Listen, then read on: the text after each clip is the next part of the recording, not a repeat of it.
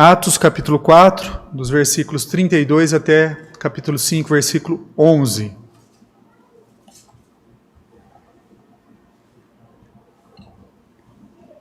A palavra de Deus, ela diz assim: da multidão dos que creram, era um o coração e a alma. Ninguém considerava exclusivamente sua nenhuma das coisas que possuía. Tudo, porém, lhes era comum.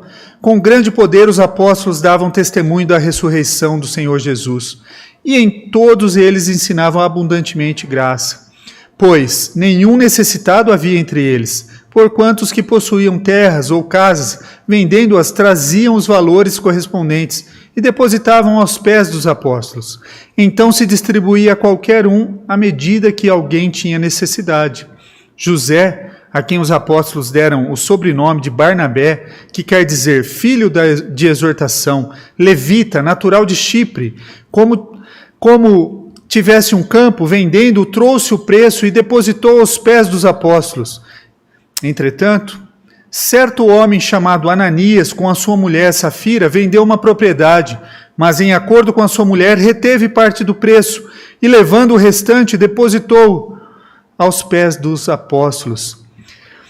Então disse Pedro a Ananias: por que encheu Satanás o teu coração para que mentisse ao Espírito Santo, reservando parte do valor do campo? Conservando, porventura, não seria teu? E vendido, não estaria em teu poder? Como, pois, assentaste no coração este desígnio? Não mentiste aos homens, mas a Deus. Ouvindo essas palavras, Ananias caiu e expirou. Cobriram-lhe o corpo e, levando-o, sepultaram. Quase 3 horas depois entrou a mulher de Ananias, não sabendo o que ocorrera. Então Pedro, dirigindo-se a ela, perguntou-lhe: dize-me, vendeste, portanto, aquela terra? Ela respondeu: sim, portanto. Tornou-lhe Pedro: por que entrastes em acordo para tentar o Espírito do Senhor?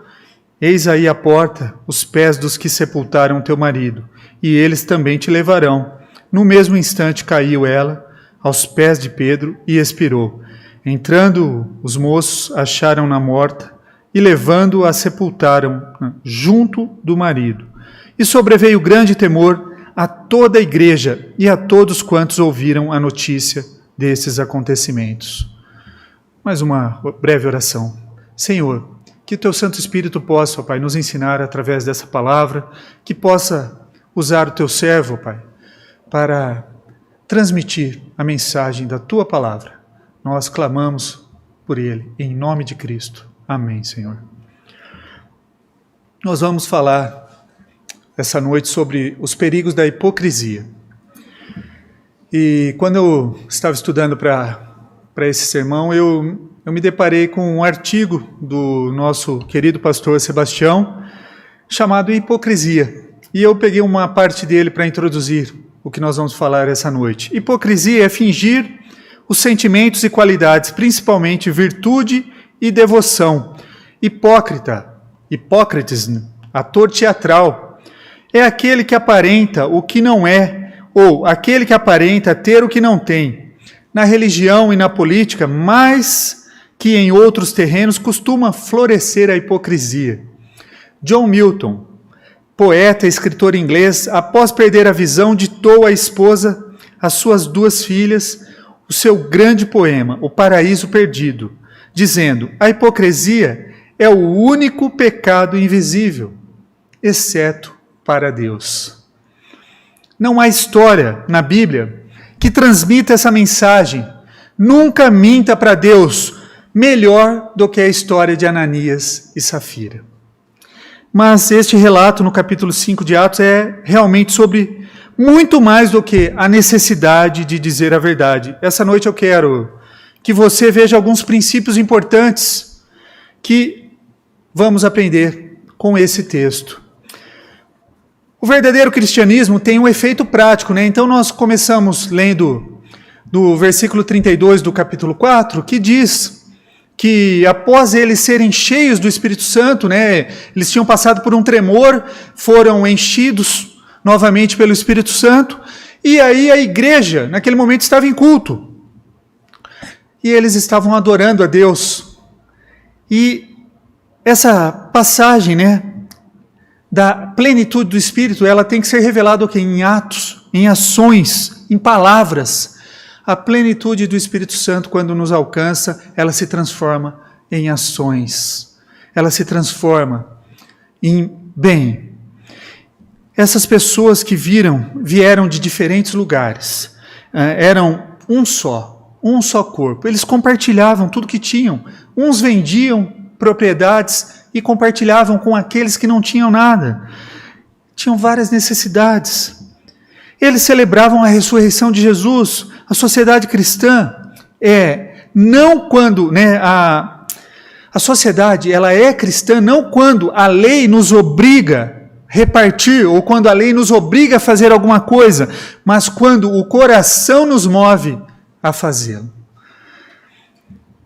E o coração dessa igreja tem sido movido, Nós temos juntado cestas básicas para ajudar não só os da nossa casa, mas alguns de fora também, primeiramente com os da nossa casa. Nós vamos abençoar a vida daqueles que têm passado necessidade. E nós vamos também abençoar algumas pessoas que não fazem parte da nossa comunidade. Então, não é quando a lei nos obriga a fazer alguma coisa que nós somos cristãos, mas quando nós, compelidos pelo Espírito Santo, agimos dessa forma. É muito triste, meus irmãos. Eu gostaria que a igreja estivesse aqui aberta com um número possível de membros em segurança, como é possível, como nós temos visto em outras repartições, sejam elas públicas, privadas, mas, infelizmente, nós estamos sendo compelidos pela lei. A lei está entrando numa esfera que não compete a ela. No ano passado, não precisou a lei nos dizer que nós precisávamos fechar a igreja por causa da saúde, mas nós, compelidos em amor, fechamos a igreja. E essas pessoas, elas se importavam por duas razões simples. Primeiro, elas tinham o amor de Deus no seu coração. Segundo, elas foram o quê? Libertadas do seu passado de pecado, eles tinham esperança, elas experimentaram o amor de Deus nas suas vidas e queriam o quê? Que os outros experimentassem também. Muitas pessoas têm dito o que a igreja deve fazer, mas a igreja tem muito a ensinar vocês que estão querendo nos dizer o que fazer. Esse amor de Cristo aqui, ele é muito maior do que vocês podem imaginar. Nós vivemos vidas diferentes. Para quê? Não para sermos salvos, mas nós vivemos vidas diferentes porque nós somos salvos. Nós ajudamos porque nós somos salvos. Nós praticamos boas obras porque nós somos salvos. E não para obtermos alguma coisa em troca. A comunidade cristã, meus irmãos, ela não é perfeita. Aqui nós temos a igreja no culto. A igreja primitiva, é nesse texto que nós lemos, pela primeira vez é mencionado igreja, eclesia. E a igreja estava em culto. E a igreja primitiva teve problemas. Ela teve seus pecados, assim como a igreja hoje tem os seus pecados. Vejam os versículos 1 e 2 do capítulo 5. Um homem chamado Ananias, juntamente com a sua esposa Safira, vendeu também uma propriedade, Por que vendeu também? Porque Barnabé vendeu e entregou todo o dinheiro para os apóstolos repartirem entre eles. E aí Ananias e Safira também fizeram isso. Com o pleno conhecimento de sua esposa, o que eles fizeram? Eles guardaram parte do dinheiro para si, mas trouxeram o resto e colocaram diante dos apóstolos. No meio desse espírito generoso, meus irmãos, facilmente nós desviamos o olhar de Deus e focamos o quê? Nos aplausos. Nós focamos na glória humana, nos aplausos das pessoas. Ananias e Safira faziam parte da igreja. Eles viveram junto com aqueles homens todo aquele momento da ressurreição de Cristo. Eles estavam vivendo a plenitude do Espírito Santo e eles participaram de tudo. E a conversão deles pode ter sido sim verdadeira, mas a fé que eles professavam não era realmente a fé que eles possuíam. E a maior crítica que nós ouvimos hoje da igreja é que ela está cheia de hipócritas. Vamos admitir, a igreja não é perfeita mesmo. A igreja é feita de pessoas que estão num processo de crescimento, de amadurecimento espiritual. E ela é o lugar perfeito para o pecador, para aquele que quer se redimir. É um lugar para os doentes, para aqueles que estão querendo melhorar a sua vida. A igreja é para isso, é para ajudar para quem está em pecado. Então ela não é perfeita. Ela é formada por pecadores. E ela tem os seus defeitos também.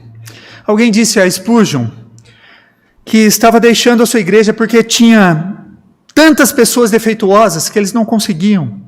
E Spurgeon sempre foi direto. E ele respondeu: desejo-lhe boa sorte na busca da igreja perfeita.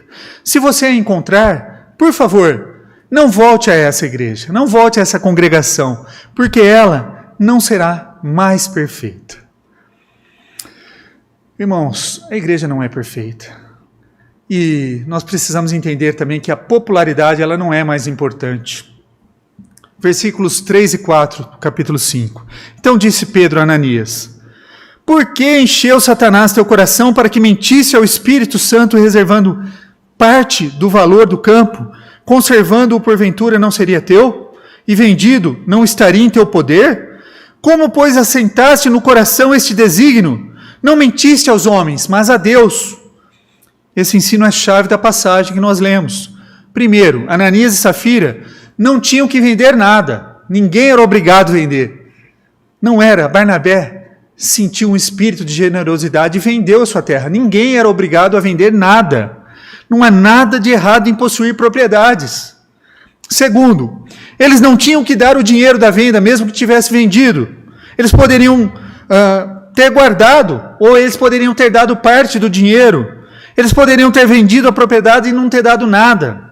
Não haveria nada de errado com isso, em vender uma propriedade e dizer: Pedro, nós vendemos uma propriedade, retiramos parte do valor porque precisamos pagar algumas contas e estamos depositando o restante para toda a comunidade.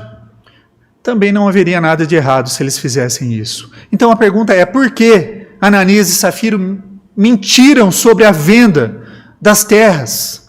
Porque eles disseram que estavam dando todo o dinheiro da venda, quando na realidade estava dando apenas a parte de dinheiro para o trabalho de Deus. Vamos imaginar o seguinte: o que pode ter acontecido? Eles estavam no culto, Barnabé deu o valor das terras que ele havia vendido, e as pessoas começaram a falar: nossa, como Barnabé é generoso. Que homem bondoso, que homem generoso. E Ananias e Safira podem ter visto aquilo e sido compelidos a se renderem ao aplauso humano. Eles queriam que as pessoas falassem sobre eles também. Então o que eles fizeram? Eles estavam mais preocupados em inflar o próprio ego do que ser generosos. Então houve uma aliança com o mal. Esse é o problema. O verbo aqui, reteve, o verbo reteve é o mesmo verbo utilizado para descrever a ação de Acã, lá em Josué capítulo 7, quando Acã reteve os despojos, que não era para ter pego, guardado, era para ser levado ao templo, e eles retiveram. É o mesmo verbo utilizado no Antigo Testamento. O pecado é um pecado similar ao pecado de Acã. É interessante isso. A palavra reteve. Eles estavam mais preocupados com a aparência e reputação do que com o seu caráter e o coração. Eles cederam à tentação do inimigo. Um coração cheio do Espírito Santo, agora um coração cheio de Satanás. Eles queriam glórias pessoais, eram hipócritas, falsos filântropos. Jesus condenou os fariseus em Mateus capítulo 23. Diz assim: ai de vós, mestres da lei, fariseus, hipócritas, tenham cuidado de limpar a parte exterior do copo e do prato, enquanto o interior está imundo, cheio de ganância e falta de domínio próprio. O próprio Cristo condenou a hipocrisia. Esses homens eram populares, os fariseus, os homens da lei, os escribas. Eles faziam um show, na verdade era um show mesmo. Por quê? Espiritualidade era superficial. Existe um livro de M. Scott Peck, chamado O Povo da Mentira, a esperança humana para a cura do mal. Nesse livro, ele lida com um tipo específico de mal, que é assustador, que me lembra o quê? As redes sociais, principalmente Instagram, Facebook, né? Onde as pessoas postam fotos maravilhosas, com uma vida perfeita, sem defeito, sorrindo, quando isso, na verdade, não retrata a realidade da vida nem da família. E esse autor, no livro, ele descreve as pessoas que chamam mal da seguinte forma: totalmente dedicados a preservar a autoimagem de perfeição. Eles estão incessantemente engajados no esforço para manter a aparência da pureza moral. Eles se preocupam muito com isso.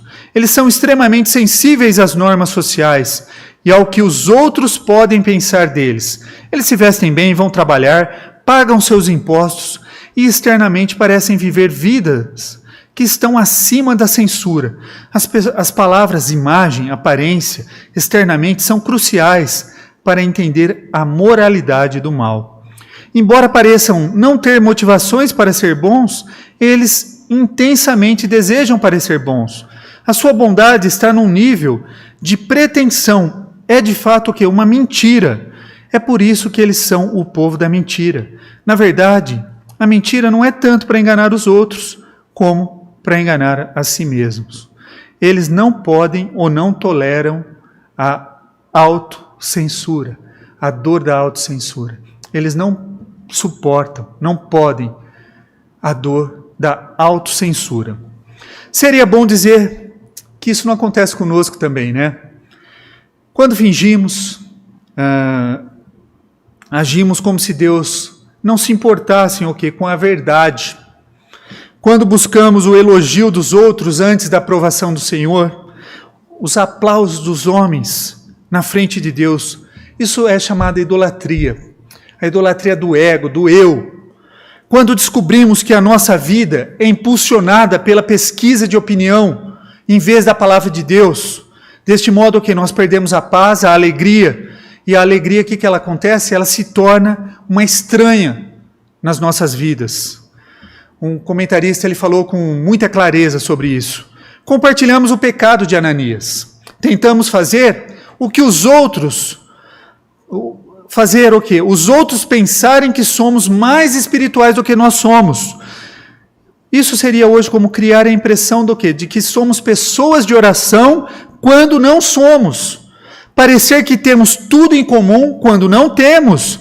Passar a ideia de que somos generosos quando nós estamos passando apertado. Repetimos o pecado de Ananias quando chamamos as pessoas para uma vida santa, mas secretamente vivemos os nossos pecados. Pense nisso. Pense como está a sua vida. Pense se sua vida não está uma hipocrisia, como o pecado de Acã, que aos olhos humanos não tinha pecado, mas diante de Deus é impossível mentir. E Deus, meus irmãos, Deus se preocupa com a santidade do seu povo. Ele nos orienta: sede santos, como eu sou santo. Atos capítulo 5, versículos 5 a 11. Ouvindo essas palavras, Ananias caiu, expirou, sobrevindo grande temor a todos os ouvintes. Levantando-se, os moços cobriram-lhe o corpo e levando-o sepultaram. Quase 3 horas depois entrou a mulher de Ananias, não sabendo o que ocorrera. Então Pedro, dirigindo-se a ela, perguntou-lhe: dize-me, vendeste portanto aquela terra? Ela respondeu: sim, portanto. Tornou-lhe Pedro: por que entraste em acordo para tentar o Espírito do Senhor? Eis aí a porta, os pés dos que sepultaram o teu marido, e eles também te levarão. No mesmo instante caiu ela aos pés de Pedro e expirou. Entrando os moços, acharam-na morta, e levando-a, sepultaram-na junto do marido. E sobreveio grande temor a toda a igreja e a todos quantos ouviram a notícia desses acontecimentos. Me perguntaram: será que eles foram para o céu? Será que eles vão para o céu? Será que eles já estão com Cristo, as suas almas? Eu não sei, eu não tenho a resposta disso. Mas nós temos a resposta que a salvação, ela não depende dos nossos atos, mas pela graça de Deus. através da fé. As pessoas têm dificuldades com essa história, porque, um Deus tão duro, parece tão duro, né? Afinal, tudo que eles fizeram foi mentir. Eles apenas mentiram, uma mentirinha. Qual o problema, né? Uma mentira. Mas esse é o problema, não é? Nós vemos esse tipo de mentira como, isso é pouca coisa. E nessa época, quando a igreja estava na sua infância, estava engatinhando ainda, esse tipo de hipocrisia podia o quê? Destruir a igreja. E aqui nós vemos, então, a primeira vez que aparece a palavra igreja. Tá? Suponha que você foi ao médico e o médico disse, você está com uma manchinha, né? Vamos fazer uma biópsia. E aí, quando veio o resultado da biópsia, você descobre que essa manchinha é um pequeno tumor maligno. Aí você vira para o médico e fala assim, médico, doutor, já que é tão pequeno assim, vamos ignorá-lo, né? Ele é tão pequeno. Eu duvido que você vai fazer isso. Eu duvido. É mais provável que você faça a cirurgia o quanto antes, retire aquela mancha, aquele ponto, siga com os tratamentos que são necessários. Por quê? Porque você sabe que essa pequena mancha ela pode ser fatal. Então, uma pequena mentirinha, ela pode se tornar tão grande diante de Deus. Na verdade, achamos que os piores pecados são os da imoralidade sexual ou da atividade ilegal. Na realidade, a decepção e a autojustiça, né, fingindo ser o que não é, são muito mais mortais. Por quê? Os pecados anteriores, eles são óbvios. Nós podemos ver. O pecado da imoralidade sexual, ele aparece. O pecado da atividade ilegal, ele também aparece. Agora, o pecado da autojustiça, da decepção, da mentirinha, ele não aparece. Ele fica escondido. E muitas vezes você continua cultivando ele. Os pecados do engano. Nós sabemos, meus irmãos, que são errados. Os pecados do engano, no entanto, são sutis, de portas fechadas. Sabe aquele pecado que ninguém viu, que você cometeu? É desse que eu estou falando. É esse aí, nos bastidores. O que acontece? Eles corroem o caráter de uma pessoa de dentro para fora. Esses são os pecados que dão o quê? O diabo. Dão uma base ao diabo. E eles, se deixados de lado, o que eles fazem? Eles acabam com a vida de uma igreja. E a igreja passa a ser o quê? Só um monte de regras que todo mundo está fingindo obedecer. E não é isso que é a igreja. A igreja não é isso. Queridos, diante desse texto, diante dessas afirmações, já que Deus se preocupa tanto com o caráter da sua igreja, vamos ser práticos. Primeiro, precisamos ser pessoas verdadeiras. Nós precisamos o quê? Ser verdadeiros mesmo nas pequenas coisas. Essa é a única maneira de garantir que nós não daremos brecha para o inimigo, para Satanás, nos nossos corações, em todos os aspectos da nossa vida. Mas primeiro começa nas pequenas coisas. Se eu não consigo ser honesto nas pequenas coisas, eu sou igual a qualquer pessoa que transgride. Assumindo os nossos erros, ao invés de projetar outras pessoas. Pagando corretamente os seus impostos, ao invés de sonegá-los, de burlar a lei. Nós devemos ser honestos nas pequenas coisas. Deus sabe de tudo. Deus está olhando. Deus está acompanhando.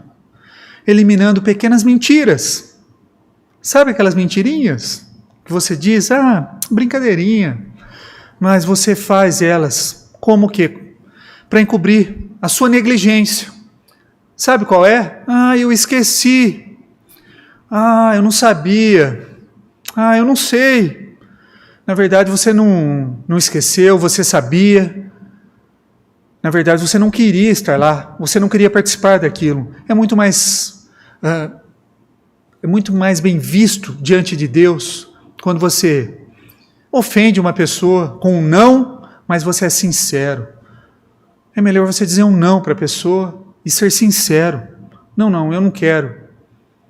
Eu não posso. Eu não vou. Segundo, devemos depender da graça de Deus e não da nossa autojustiça.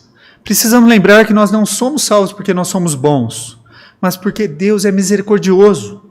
Há pessoas que dizem, eu não quero saber de teologia, pastor, eu só quero ter uma vida com Jesus. Mas não tem como você seguir a Jesus sem ter claro a sua teologia. Inclusive nós falamos na aula dos adultos hoje pela manhã, dos diferentes tipos de teologia de crenças que existem. Se você é um seguidor de Cristo, você precisa aprender. Eu sou um seguidor de Cristo, mas eu não acredito nada que está lá em Gênesis. Não tem como. Eles estão totalmente ligados. Se você não acredita em Gênesis, você não acredita no resto. Quando a nossa única esperança é o quê? Receber graça de Deus através de Cristo, pela fé. O inimigo vai tentar mudar isso. E eu acredito que nessa pandemia ele tem conseguido afastar muitas pessoas, muitos corações que estão enfraquecidos, que estão encobrindo pecados, que estão se afundando em pecados. O inimigo está encontrando brecha e afastando cada vez mais as pessoas de Cristo, afastando cada vez mais as pessoas da comunhão, da adoração. Ele está conseguindo. E se ele puder concentrar em nosso comportamento, em vez da graça de Deus, ele vai nos infectar com um pior vírus do que o coronavírus, um vírus mortal, chamado autojustiça, onde você vai achar que você é autossuficiente para a sua salvação. Quando lembramos que a nossa salvação não depende de aparência, nem de comparação com outras pessoas, nós passaremos mais tempo preocupado, em o que nós estamos fazendo diante de Deus, vendendo, do que vender a nossa imagem para os outros. E isso nos tornará o quê? Mais eficazes à medida que pregamos o Evangelho ao mundo. Terceiro e último, para concluir, precisamos o quê? Aprender a fazer o quê? Os nossos atos de justiça, pois quando o foco de tudo que nós estamos fazendo deixa de ser a glória de Deus, você pode ter certeza que você está caminhando para um caminho errado, e um caminho sem volta. E é tudo, eu estou falando tudo na sua vida. Quando não visa a glória de Deus, você vai entrar para um caminho que talvez não tenha volta. Você será visto, a multidão te aplaudirá, e você receberá o quê? Aquilo que você esperava. Mas a eterna recompensa vai desaparecer. O nosso foco precisa estar com a nossa vida privada com Deus. Se passarmos tempo com Deus em secreto e vivemos a nossa vida por Ele e não pelos outros, não precisaremos dizer às pessoas que nós estivemos com Jesus. Por quê? Porque elas serão capazes de ver por elas mesmas Deus na nossa vida, através da nossa vida, através das nossas ações, através daquilo que nós fazemos. Que Deus nos abençoe, meus irmãos. A Deus seja dada toda a glória.